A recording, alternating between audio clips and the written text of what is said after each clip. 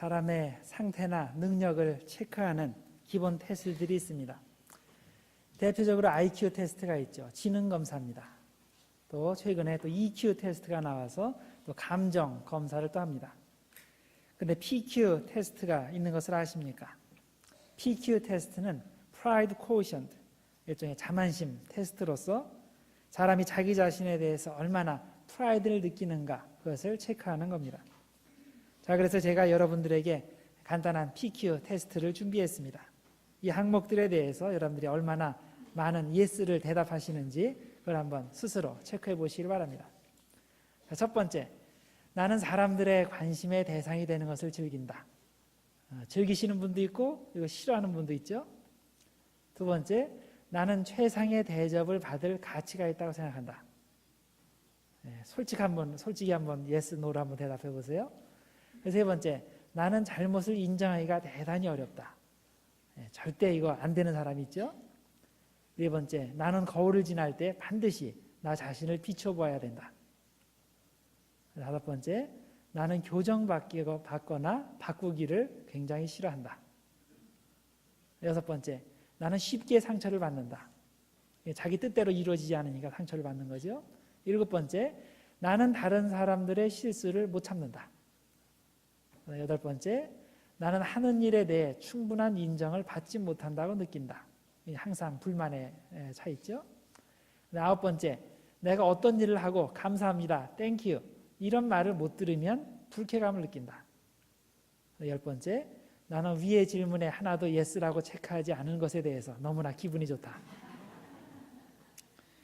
여러분의 점수가 어떻게 됩니까? 몇 번 예스를 하셨어요?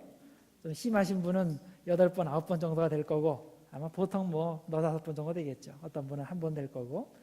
근데 여기에 1번 이상 예스를 답하신 분은 여러분들 안에 자만심, 프라이드가 있는 겁니다.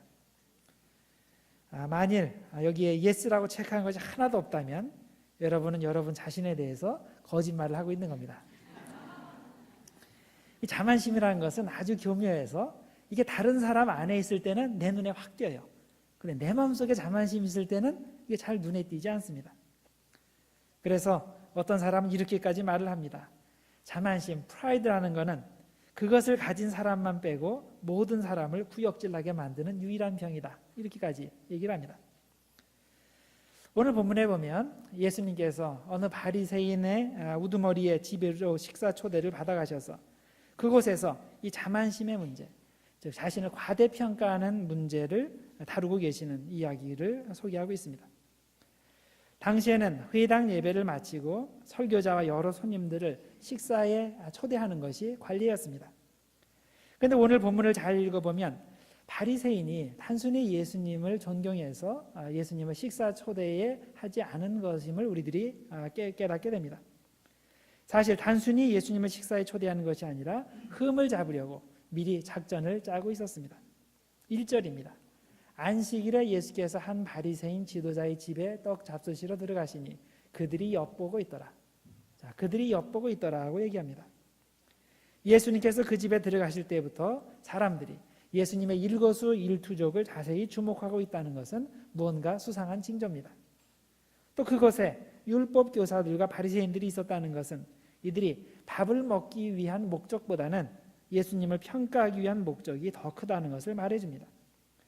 이런 시각으로 보면 수종병 든 사람이 병 고침을 받기 위해서 그 자리에 예수님 앞에서 있다는 것, 그것도 혹시 짜놓고 이렇게 하는 것이 아닌지 의심이 들기까지 합니다. 수종병은 혈액 중의 액체 성분이 신체 조직의 어떤 특정 부위에 축적돼서 몸이 붓는 그런 병이라고 합니다. 한번 전체 그림을 한번 그려보시기 바랍니다. 예수님께서 회당 예배를 끝나시고 누가 예수님 보고 식사 같이 하자 그래서 식사 초대 받아가서 어느 집에 들어가셨습니다. 들어가서 보니까 무언가 이상해요. 모든 사람들이 이상한 눈초리로 예수님을 바라보고 있습니다. 그리고 필요 이상으로 율법 교사들과 바리새인들이 거기에 많이 들어와 앉아 있습니다. 그리고 때마침 수종병 든 사람이 와서 병을 고쳐달라고 합니다. 참으로 수상하죠. 예수님이 이게 작전이라는 것을 눈치채지 못하셨을까요? 충분히 예수님께서 이게 뭘 의미하는지 아셨을 것입니다. 그런데 예수님은 그들이 원하는 바대로 그대로 해주셨습니다. 안식일이지만은 병을 고쳐주셨습니다. 그런데 그렇게 하시면서 안식일에 병 고쳐주는 것을 비판하는 사람들의 위선을 책망하셨습니다. 그것이 5절 말씀입니다. 너희 중에 누가 그 아들이나 소가 우물에 빠졌으면 안식일에라도 곧 끌어내지 않겠느냐. 그런데 이 불쌍한 영혼, 병 고침을 원하는 영혼을 고쳐주는 것이 당연하지 않겠느냐, 이렇게 말씀하셨습니다. 그러고 나서 7절부터는 예수님께서 잔치와 연회의 비유를 들어서 설명해 주셨습니다. 당시 연회를 열 때 연회 장소에는 필수적인 가구가 하나 있는데 그것이 트라이클리니움이라는 그런 3인용 소파입니다. 보통 가운데 낮은 착자가 있고 그리고 삥 둘러서 U자형으로 삥 둘러서 앉게 됩니다. 그러면 트라이클리니움, 이 3인용 소파가 3개가 이렇게 U자형으로 배치되어 있습니다. 그리고 손님들은 중앙을 향해서 왼쪽 팔꿈치를 기대에 앉아서 대화를 하며 음식을 나누는 것입니다. 여기서 가장 중요한 손님은 제일 가운데 보이는 그 U자형의 제일 가운데 있는 사람이 가장 중요한 사람입니다. 그래서 그날 가장 초대 받은 사람 중에서 가장 높은 위치에 있고 가장 유명한 사람이 그 자리에 앉고, 그리고 그 두 번째로 중요한 사람, 세 번째 중요한 사람이 이 가운데 사람의 오른쪽과 왼쪽에 앉게 됩니다. 그리고 예나 지금이나 가장 중요한 손님은 맨 나중에 들어오죠. 다른 사람들 다 앉은 다음에 나중에 들어오는데, 기본 의도는 참석자들의 주목과 존경을 받기 위해서 그렇게 하는 것일 겁니다. 아니면 혹시 덜 중요한 사람이 높은 자리에 앉았을 때 그를 아래로 옮기는 쾌감을 느끼기 위해서 맨 나중에 들어오는 것일까요? 이건 약간 지나친 해석인 것 같지만 본문에서 예수님께서 말씀하시는 비유의 상황이 바로 그겁니다. 어느 사람이 결혼잔치를 열고 그리고 많은 손님들을 초청해서 음식을 대접하는데 누군가가 자신을 과대평가해서 너무 높은 자리에 앉을 경우에 그보다 더 높은 사람이 나타나면 어떤 일이 벌어집니까? 여기서 말씀드린 대로 3인용 소파에 서열대로 쫙 앉아 있는데 자기가 자리를 양보하고 한 단계 낮은 자리로 옮겨야 할 경우에 그 많은 사람들 줄줄이 다 일어나서 한 자리씩 옮길 수가 없는 겁니다. 그래서 어떻게 합니까? 그 사람만 일어나서 제일 마지막 자리로 옮겨야 되는 상황이 당연히 벌어지게 되는데, 그러면 당연히 얼마나 창피스러운 그런 상황이 벌어집니까? 괜히 높은 자리에 앉으려고 했다가 수모만 당하는 꼴이 되는 것입니다. 반면에 스스로 겸손하여서 처음부터 낮은 자리에 가서 앉게 되면 어떻게 됩니까? 주인이 들어왔을 때 이것을 보고 왜 거기 앉으십니까? 참 겸손하십니다. 그리고 그분을 일으켜서 높은 자리로 옮겨줄 텐데 그것이 큰 영광이 되는 것입니다. 그래서 11절에 예수님께서 이렇게 결론을 맺어주십니다. 무릇 자기를 높이는 자는 낮아지고 자기를 낮추는 자는 높아지리라. 이것은 세상의 원리이기도 하지만은 신앙적으로 하나님의 원리이기도 합니다. 하나님과 사람 앞에서 겸손하여서 자기를 낮추는 사람은 하나님께서 높여주시지만 그 반대로 교만하여서 하나님도 무시하고 사람도 무시하면 하나님께서 그 사람을 억지로 낮추신다는 그런 메시지입니다. 그 다음 12절에서 14절 말씀에서 예수님께서는 이 동일한 주제를 다른 각도에서 설명해 주십니다. 11절 말씀까지는 내가 내 자신에 대해 어떻게 생각하는지를 중심으로 겸손의 메시지를 주었는데 12절부터는 내가 다른 사람들에 대해서 어떻게 생각하는지 그리고 그들을 어떻게 대우해야 하는지를 중심으로 겸손에 대해서 가르칩니다. 특별히 사회에서 소외되고 무시되는 사람들을 우리가 어떻게 대우해야 되는지 그 문제를 다루십니다. 우리가 중요한 일이 있을 때 가끔 사람들을 초대하죠. 결혼잔치나 돌잔치나 그럴 때 많은 손님들을 초대하는데 주로 누구를 초대합니까? 여러분들이 잔치를 벌일 때 리스트를 만들잖아요. 누구누구 초대해야지. 그럴 때 어떤 종류의 분들을 여러분들이 초대하십니까? 대개 나중에 나에게 되갚아 줄 수 있는 사람을 초대하지 않습니까? 가족이라든가 친구라든가 직장 동료라든가, 좀 과하게 말하면 나의 뇌물을 받고 나중에 나에게 유익을 줄 사람을 골라서 초대하지 않습니까? 그런데 예수님께서는 그런 식의 초대가 근본적으로 잘못되었다고 말씀하시는 겁니다. 이것이 왜 잘못되었는가 하면 이런 행동 패턴이 나의 마음을 반영한다는 겁니다. 나의 영혼의 상태를 반영하는데 겸손하지 못한 영혼의 상태라는 겁니다. 즉 우리 자신을 과대평가하고 남들을 과소평가하는 잘못된 영혼의 상태를 반영한다는 것입니다. 우리가 진정 예수님을 만나고 구원을 받았다면 겸손할 수밖에 없습니다. 왜냐하면 나는 죄인이기 때문입니다. 예수님의 은혜가 아니면 구원받을 수 없는 지옥 백성이기 때문입니다. 내가 나보다 미치라고 여기는 그 사람도 마찬가지입니다. 나와 똑같은 죄인이고 예수님의 은혜가 없으면 똑같이 지옥 갈 백성입니다. 외형적으로는 내가 그 사람보다 더 많이 배우고 더 많이 가지고 더 똑똑하고 더 교양 있고 등등 여러 가지 이유를 들어서 나 자신을 더 높게 평가하겠지만 그건 하나님께서 보실 때는 다 도토리 키재기인 것입니다.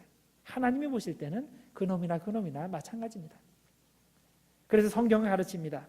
진실로 구원받은 사람은 하나님의 시각을 가지고 자신을 보는 사람이고 그런 사람은 겸손할 수밖에 없기 때문에 사람을 차별하지 않고 하나님이 만나게 해주시는 모든 사람에 대해서 똑같이 사랑하고 그들을 똑같이 대우하게 된다는 것입니다. 오히려 나중에 나에게 되갚을 수 없는 사람들을 불쌍히 여겨서 그들에게 더 잘해준다는 것입니다. 예를 들어서 가난한 사람, 몸에 병이 든 사람, 정신에 장애가 있는 사람 이런 사람들에게 그렇게 하게 된다는 것입니다. 이런 사람들을 사랑해주고 후한 대접을 할 때 하나님께서 특별히 기뻐하시고 그런 겸손한 사람에게 하나님께서 은혜를 주신다고 하셨습니다. 야고보서 4장 6절에 이런 약속의 말씀이 있습니다. 하나님이 더욱 큰 은혜를 주시나니 그러므로 일렀으되 하나님이 교만한 자를 물리치시고 겸손한 자에게 은혜를 주신다 하였느니라. 그래서 여러분 우리가 진심으로 하나님의 인정을 받고 축복을 받고 싶으면 겸손해야 됩니다. 그리고 내가 겸손한지 아닌지를 아는 방법은 내가 주변에 소외된 사람들, 연약한 사람들, 뒤처진 사람들을 무시하지 않고 차별하지 않고 똑같이 사랑으로 대하는지를 보면 압니다. 이제 오늘 말씀을 생각하며 두 가지를 특별히 강조해서 여러분들께 말씀드리고 싶습니다. 첫째는 겸손한 사람은 하나님의 시각을 가지고 자신을 볼 줄 안다는 것입니다. 인간적인 눈으로 나 자신을 보면 어떻습니까? 나는 자랑할 것이 너무나 많습니다. 나는 괜찮은 사람이고 저 사람은 내가 상대할 종류가 아닌 것처럼 보입니다. 그런데 하나님의 시각을 가지고 보면 어떻습니까? 나나 그 사람이나 별 차이가 없습니다. 하나님의 은혜가 아니면 나나 그 사람이나 아무것도 아닌 존재인 것입니다. 예수님 믿고 그리고 내가 구원받아서 천국 백성이 된 것뿐이지 나나 그 사람 자체로는 아무 자랑할 것이 없는 존재들인 것입니다. 그러나 겸손하라는 말은 자신에 대해서 부정적인 이미지를 가지라는 말이 절대 아닙니다. 그것이 아니라 진짜 나라는 존재가 어떤 존재인지를 정확히 알라는 것입니다. 그럼 나는 어떤 존재입니까? 하나님의 은혜로 사는 존재입니다. 하나님의 은혜가 아니면 모두 지옥 백성이 될 수밖에 없는 존재입니다. 그러나 동시에 우리는 하나님께 너무나 귀중한 존재들입니다. 어느 정도 귀중합니까? 하나님께서 독생자 예수 그리스도를 보내주시기까지 그 정도로 귀중한 존재가 바로 나고 또 그렇게 귀중한 존재가 내가 싫어하는 또 낮게 보는 그 사람입니다. 그래서 토조라는 분은 겸손에 대해서 이렇게 썼습니다. 겸손한 사람은 자기 비하의 감정에 사로잡힌 인간 생쥐가 아니다. 그는 자신의 삶에 대한 하나님의 평가를 받아들인 사람이다. 하나님이 선포하신 바대로 그 자체로는 약하고 무능한 존재지만 역설적으로 동시에 하나님의 눈에는 천사들보다도 귀한 존재라는 것을 아는 것이다. 사람 자체로는 아무것도 아니다. 그러나 하나님 안에서는 모든 것이 되는 존재인 것이다. 여러분, 참된 겸손은 한 사람 한 사람의 가치를 하나님의 시각으로 보는 것을 의미합니다. 우리의 사회적 상태, 경제적 상태가 어떤지는 하나님에게는 상관이 없습니다. 우리는 모두 하나님에게 귀한 존재들입니다.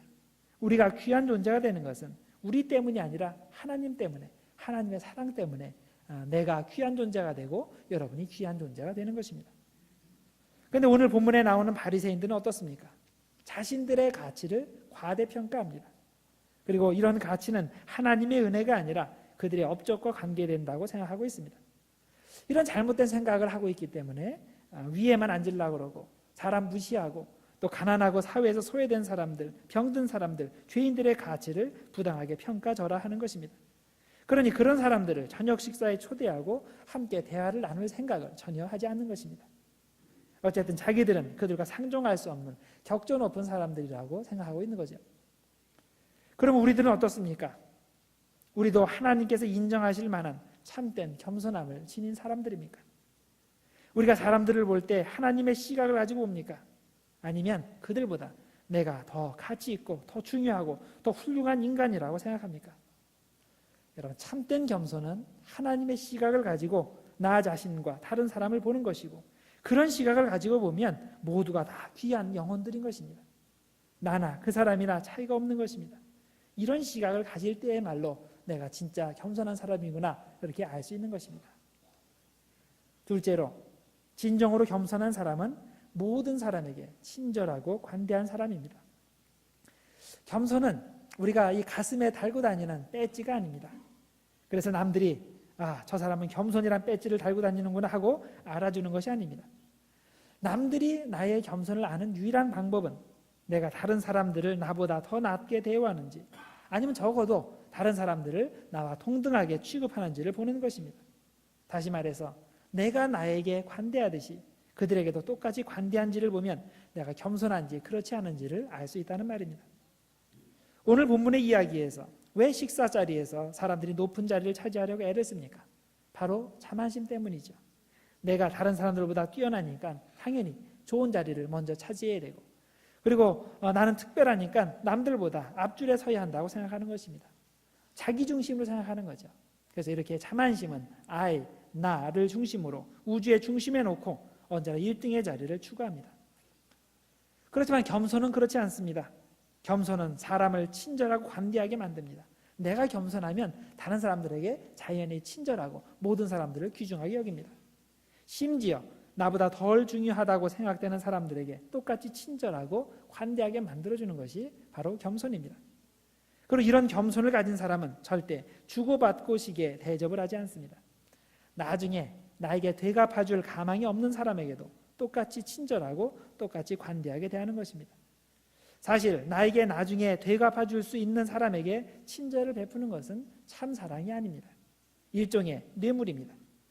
물론 그렇게 안 하는 것보다 그렇게 하는 것이 훨씬 나은 거지만, 우리가 이 정도의 사랑에 머문다면 절대 칭찬받을 일을 한 것이 아닙니다. 그건 사실 따지고 보면 비즈니스 거래와 다를 바가 없는 겁니다. 그것이 현재든지 내일이든지 아니면 10년 후든지 20년 후든지 다시 되돌려 받을 것을 생각하기 때문입니다. 내가 너를 위해서 이걸 하니까 다음에 네가 나를 위해서 이걸 해야 돼. 내가 오늘 한번 너를 봐줄 거니까 다음에 내가 필요할 때 너도 나를 봐줘야 돼. 이런 식으로 생각하는 거죠. 여러분, 우리는 이런 수준에 머물면 안 됩니다. 이건 예수님께서 가르치는 선행도 아니고 친절도 아닙니다. 참된 친절은 하나님을 생각하며 베푸는 것입니다. 나는 하나님의 은혜 덕분에 현재 내가 있는 것입니다. 내가 당신에게 지금 선행을 베풀지만 이것은 조금이나마 하나님께 보답하기 위함입니다. 왜냐하면 당신은 하나님께 소중히 여기시는 영혼이기 때문입니다. 이렇게 얘기를 하는 거죠. 여러분, 한번 자신을 솔직히 돌아보시기 바랍니다. 어떻게 생각하십니까? 솔직히 자신이 겸손한 사람이라 생각하십니까? 아니면 교만한 사람이라 생각하십니까? 아까 말씀드린 대로 하나님의 시선을 가지고 다른 사람들을 보는지 그것을 확인해 보시길 바랍니다. 그리고 과연 내가 모든 사람을 차별 없이 보상에 기대 없이 하나님이 여러분을 사랑하신 것 같이 그렇게 사랑하는지를 확인하시길 바랍니다. 이게 안 되면 여러분은 교만한 사람입니다. 회개해야 됩니다. 매주일 우리는 교회에 와서 예배를 드리는데 이것을 우리는 천국잔치라고 부릅니다. 그래서 교회에 와서 영의 양식도 먹고 육의 양식도 먹고 찬양도 드리고 교제도 하고 그럽니다. 그런데 여러분은 이렇게 교회에 와서 천국잔치에 임할 때 겸손하게, 친절하게, 관대하게 다른 교우들을 대하십니까? 여러분들은 교회에 와서 누구를 챙기십니까? 이제 예배가 끝나고 이제 친교실로 가실 텐데, 그러면 여러분들이 과연 누구를 먼저 챙기십니까? 과연 병든 자, 소외된 자, 친구가 없는 자, 새로운 교우, 이런 분들을 챙기십니까? 아니면 돈 있고 학식 있고 빽 있는 사람, 아니면 오랜 친구들, 가족들, 이런 분들을 챙기십니까? 오늘 본문에서 예수님이 가르치시는 내용은 분명합니다. 예수님은 우리에게 소외되고 약한 사람들, 그런 분들을 먼저 챙기라고 말씀하십니다. 그래서 여러분, 이제는 육신의 잔치에서, 영의 잔치에서 항상 겸손하셔서 소외되고 약한 자들을 먼저 챙기시는 여러분들 되길 바랍니다. 그럴 때 오늘 본문에 나온 바리새인이 되지 않는 겁니다. 주님의 은혜가 이 시간 우리 모두에게 임해서 우리 모두 겸손하게 연약한 이웃을 섬기는 그런 주님의 종들이 되기를 주님의 이름으로 축원드립니다. 기도하겠습니다. 하나님 아버지, 주님의 이름을 찬양합니다. 부족한 저희들을 위해 예수 그리스도를 보내주시고 주님이 육신이 되어 겸손하게 저희를 섬겨주셨음을 감사드립니다. 주님의 섬김을 통해 우리가 구원 얻었음을 감사드립니다. 우리도 주님의 겸손을 본받게 하여 주시옵소서. 교만한 마음을 버리고 주님의 시각으로 나와 이웃들을 바라보게 하시고 주님이 소외된 자, 약한 자들에게 친절히 관용을 베푸신 것처럼 우리도 우리 주변에 소외된 자, 약한 자, 친구가 없는 자들을 먼저 챙겨주는 겸손한 종이 되게 하여 주시옵소서. 예수님의 이름으로 기도드립나이다. 아멘.